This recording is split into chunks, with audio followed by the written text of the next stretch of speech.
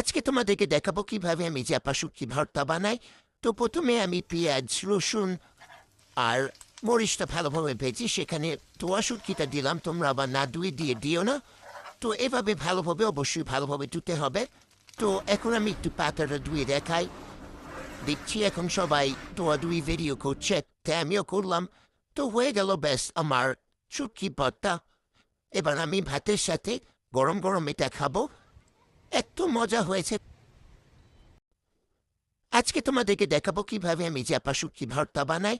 তো প্রথমে আমি পেঁয়াজ, রসুন আর মরিচটা ভালোভাবে ভেজে সেখানে ধোয়া শুটকিটা দিলাম। তোমরা আবার না ধুয়ে দিয়ে দিও না। তো এভাবে ভালোভাবে অবশ্যই ভালোভাবে ধুতে হবে। তো এখন আমি একটু পাতাটা ধুয়ে দেখাই। দেখছি এখন সবাই ধোয়াধুয়ি ভিডিও করছে, তাই আমিও করলাম। তো হয়ে গেল ব্যাস আমার শুটকি ভর্তা। এবার আমি ভাতের সাথে গরম গরম এটা খাবো। এত মজা হয়েছে।